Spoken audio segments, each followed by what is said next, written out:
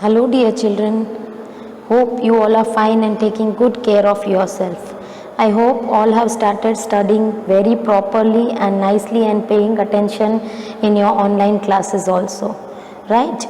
Today we are going to start with our grammar standard 8th chapter number 10 of Ace book, grammar Ace book. Okay, the name of our chapter 10 is adverbs.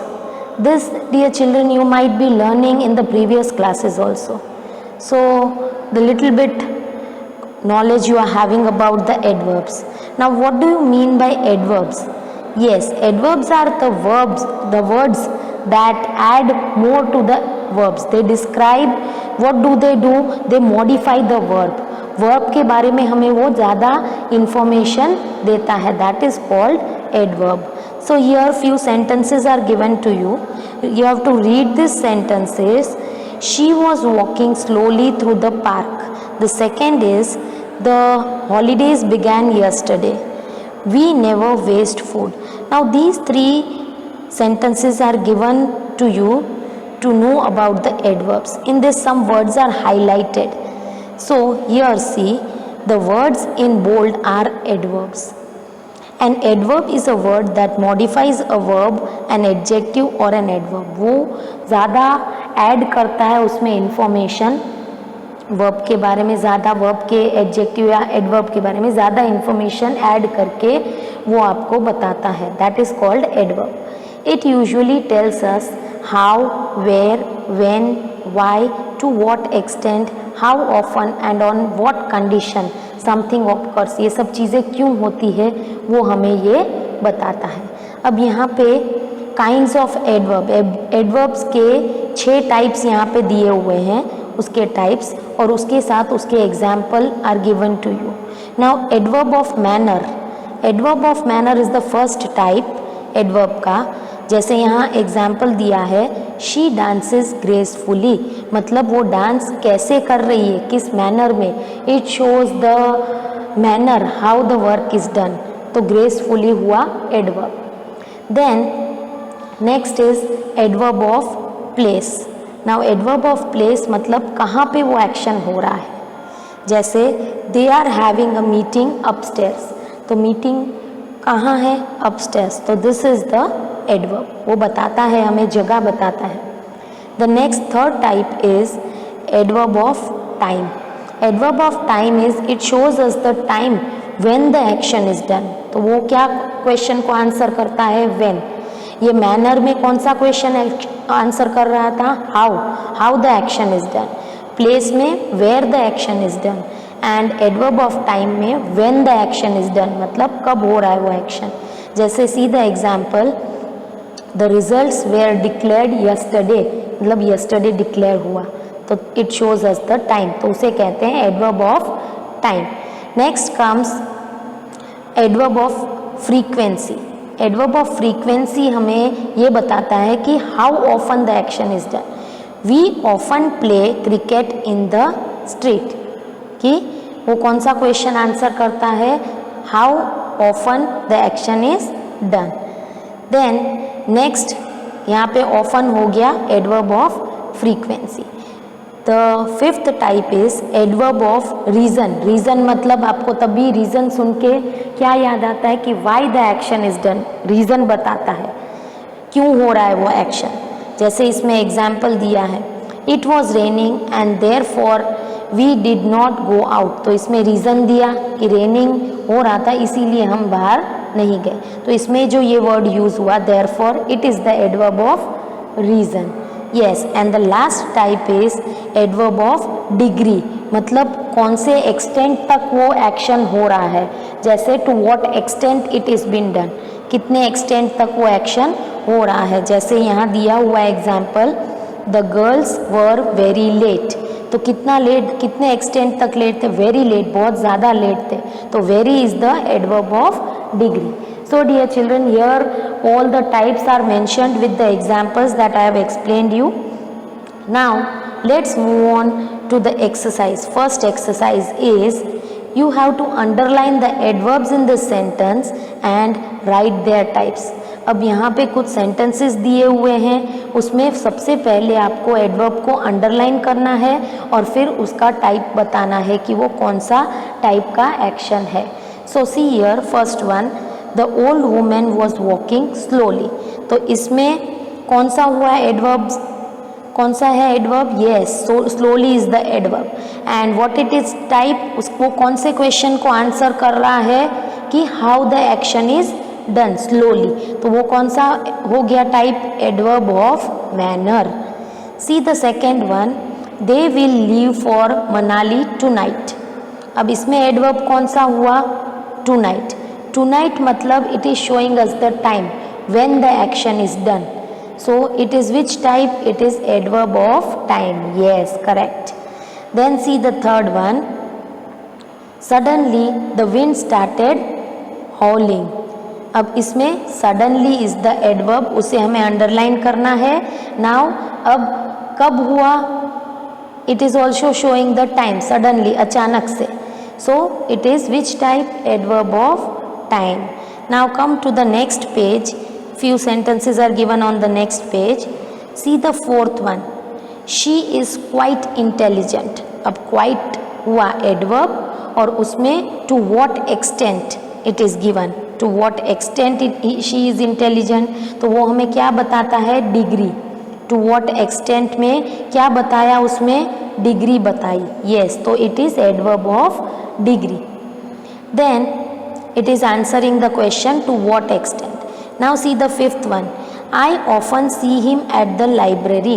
अब इसमें often हो गया adverb that we will underline और उसमें कौन सा question को वो आंसर कर रहा है? How often. How often the action is done. तो वो कौन सा टाइप हो गया? Adverb of frequency. See the sixth one. She never misses her art class. अब never है, वो भी क्या बता रहा है? How often. कि कभी वो मिस नहीं करती है class.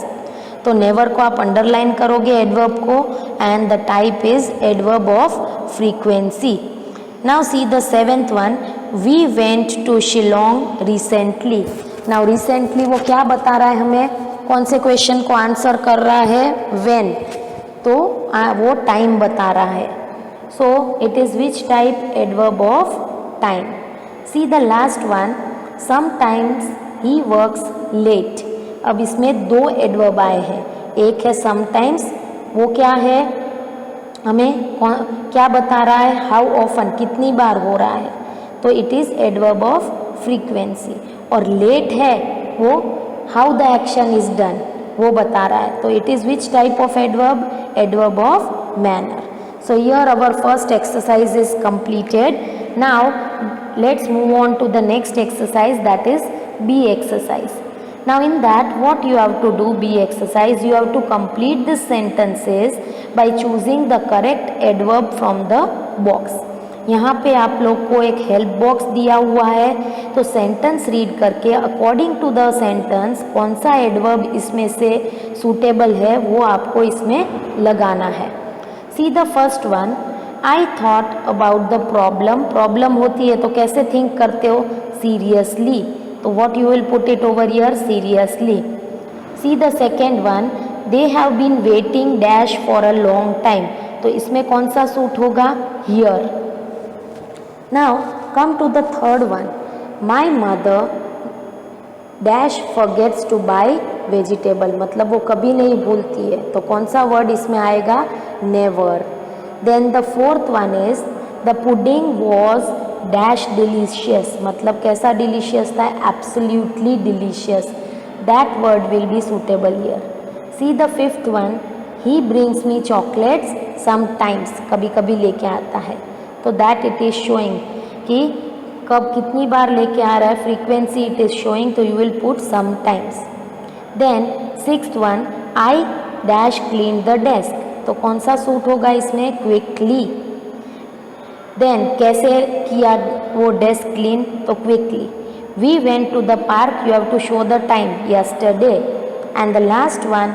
The baby gargled dash contentedly. तो most कंटेंटेडली।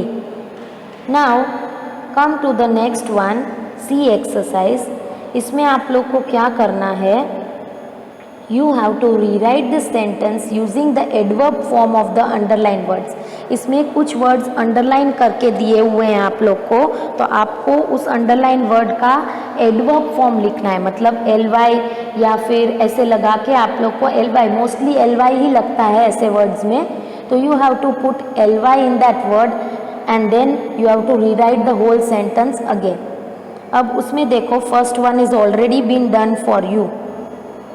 In that, see the first one.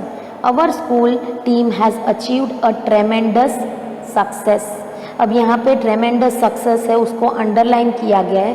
बाकी का आपको सेम वर्ड्स कॉपी करना है, सिर्फ इस वर्ड को चेंज करके यहाँ पे चेंज करके लिखना है, और कुछ चेंजेस पॉसिबल होगा तो आपको आगे के सेंटेंस में करना होगा। जैसे उसका आंसर हो जाएगा, Our school team has achieved ट्रेमेंडस success के बदले क्या हो जाएगा, सक्सीडेड ट्रेमेंडसली। अचीव्ड के बदले सक्सीडेड हो जाएगा tremendously. See the second one, the man was very patient, और पेशेंट का क्या हो जाएगा, पेशेंटली हो जाता है, और वेटेड है वो आगे आ जाएगा, he waited for a long time. तो दोनों को आपको कंबाइन करके ly लगा के वो वर्ड को चेंज करना है। तो कैसे आप लिखोगे वो answer, the man waited patiently for a long time. दोनों सेंटेंस को कंबाइन करके आपने पेशेंट में पेशेंटली कर दिया, ऐड कर दिया ly, and you have written like that. Now see the third one, two people were injured in the accident. People said that the bus driver was not very careful. अब ये was not very careful मतलब carelessly, not negativity आई है तो careful का opposite आप लिखोगे ly लगा के, बाकी का same you will copy. See the answer, two people were injured in the accident because, reason दिया है because the bus driver drove carelessly. This way you have to combine the sentences. Then see the fourth one, luck saved our lives from the accident. अब luck का क्या हो जाएगा, luckily, we were safe in the accident. आपको थोड़ा बहुत इस sentence में चेंज करके ly लगा के you have to rewrite the sentence. Then see the last one, I am sorry I did not break your pen with any intention. Intention का क्या हो जाएगा, intentionally. So how the answer will become, I am sorry I did not break your pen intentionally। अब इस sentence में ज़रूरत नहीं थी कुछ चेंज करने की, तो आगे के पार्ट में we have not changed anything, just instead of these three words उसके बदले आपने क्या लिख दिया, intentionally। Now come to the next page। यहाँ पे कुछ explanation is given to you। See that कि what is the explanation, कि position of the adverbs। आपको क्या करना है, एडवर्ब्स कहाँ पे लगेंगे वो प्रॉपर पोजीशन इसमें डिस्क्राइब की गई है। See the first point, we place adverbs of manner and place. Manner के और प्लेस के एडवर्ब्स जो है वो कहाँ आते हैं, आफ्टर द डायरेक्ट ऑब्जेक्ट और after the verb if there is no direct object. वो हमेशा डायरेक्ट ऑब्जेक्ट के पीछे आते हैं, और अगर डायरेक्ट ऑब्जेक्ट नहीं हो तो वो वर्ड वर्ब के बाद लगेगा। सी the example, they walked home quickly. अब होम है वो डायरेक्ट ऑब्जेक्ट है तो उसके पीछे लग गया क्विकली। अब यहाँ पे दे वॉक्ड क्विकली, तो इसमें डायरेक्ट ऑब्जेक्ट नहीं था तो ये वर्ब के पीछे लग गया quickly. See the one more example, we play football here. अब इसमें फुटबॉल है वो डायरेक्ट ऑब्जेक्ट है इसीलिए हियर उसके पीछे लगा, और अगर इसमें डायरेक्ट ऑब्जेक्ट फुटबॉल नहीं है तो डायरेक्ट वर्ब के पीछे लग गया here, we play here. Then अब we usually place, second point is adverb of time at the end of the sentence. जो एडवर्ब ऑफ टाइम के जो एडवर्ब होते हैं जैसे यस्टरडे, टुडे, तो मोस्टली कहाँ लगाते हैं, सेंटेंस के एंड में। और कभी कभार we can also place the adverb of time at the beginning of the sentence but the emphasis changes. ये कभी कभार सेंटेंस के लास्ट में लगते हैं या सेंटेंस के स्टार्टिंग में लगते हैं। सी the example, the shop is closed today, और इसमें लिख दिया टुडे, उधर वहाँ पे कॉमा आपको लगाना होगा, the shop is closed. Now see the last point कि we use adverb of frequency before the main verb. Adverb of frequency के है कि टू व्हाट, ये वाले फ्रीक्वेंसी के जो एडवर्ब्स है वो हम कहाँ लगाएंगे, हाउ ऑफन के लिए जो यूज़ होते हैं। We use the adverbs of frequency after the main verb be, उसमें जो मेन वर्ब होता है be, if there is no auxiliary verb after it, उसके बाद अगर ऑक्सिलरी वर्ब नहीं है तो उसके बाद लगता है। And we use adverb of frequency before the verb be, मतलब वो बी वर्ब है, if there is an auxiliary verb after it, अगर ऑक्सिलरी वर्ब है तो उसके पीछे लगाएंगे, वर्ब के पीछे लगेगा अगर कोई ऑक्सिलरी वर्ब नहीं है, और अगर ऑक्सिलरी वर्ब है तो उसके वर्ब के पहले लगेगा। जैसे see the example, we usually go to bed early, तो हमने यूजुअली यहाँ आगे लगाया वर्ब के आगे, ठीक है। Then I am usually in school at this time, and next see he has never been so angry. This way you have to use this position of the words. Now come to exercise B, इसमें वही आपको करना है, sentence के and में कुछ adverbs दिए हुए हैं तो उसको आपको करेक्ट पोजीशन में लगाने हैं। So what you have to do, here some words are given in the bracket, you have to put in their proper position how I explained you in the previous box.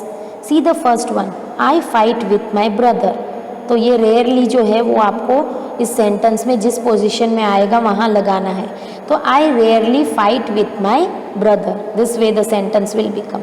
See here I have directly put the arrow and wrote the position, but what you have to do whenever this type of questions are asked in the exam, you have to rewrite the sentence properly, right?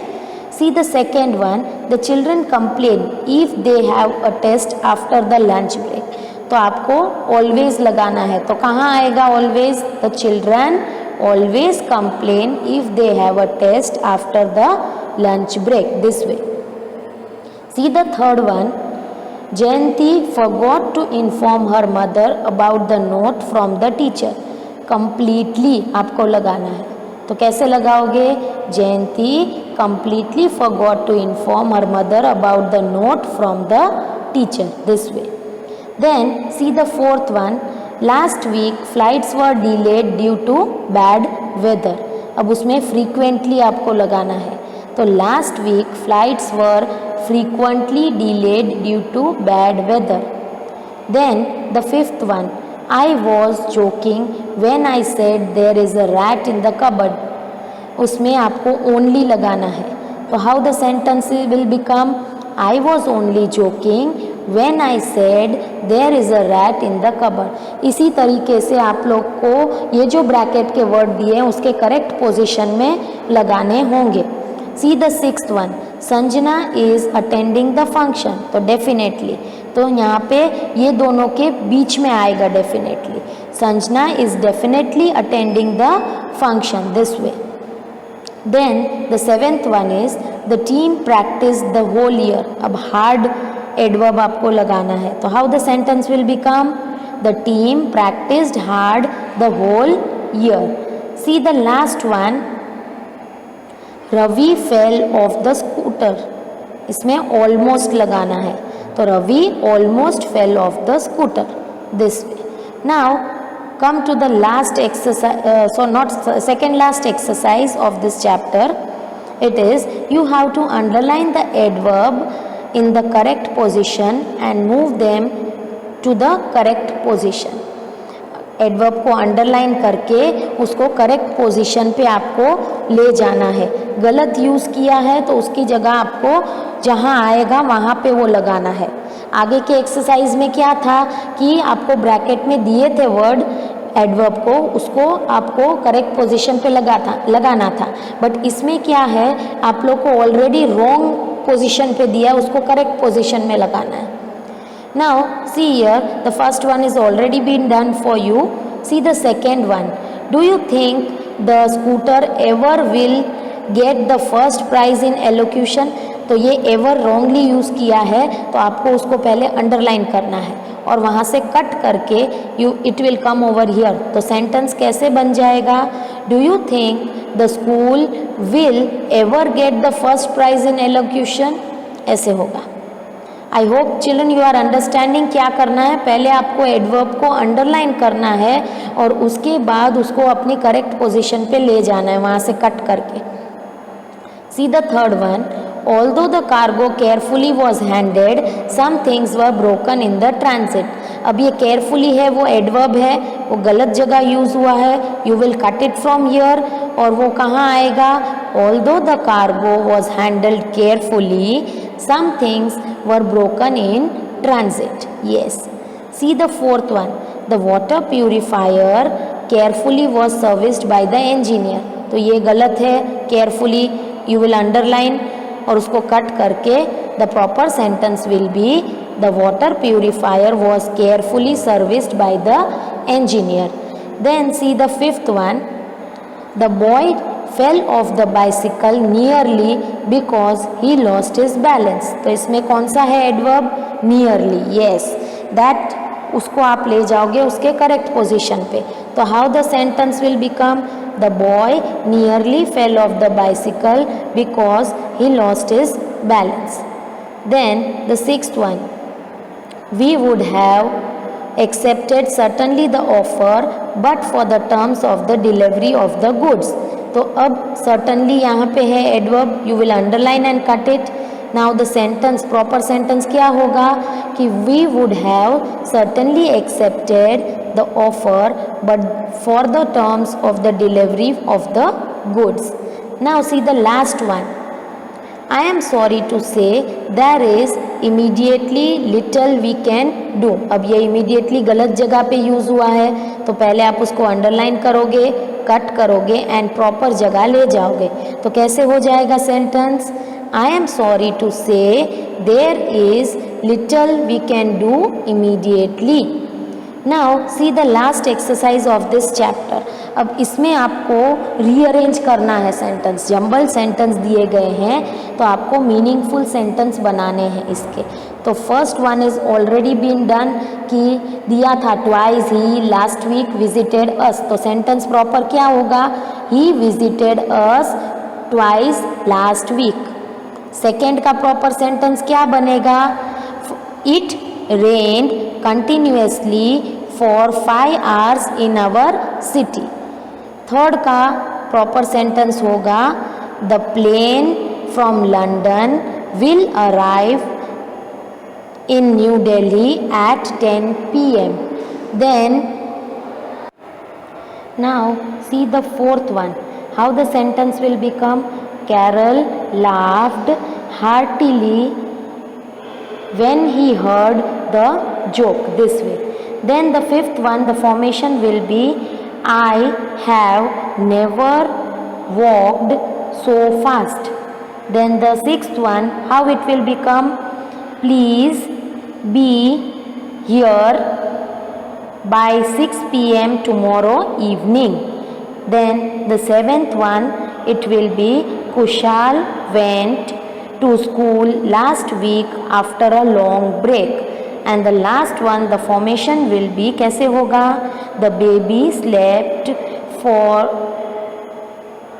in the how the formation it will become? the baby slept comfortably in the cradle for 2 hours।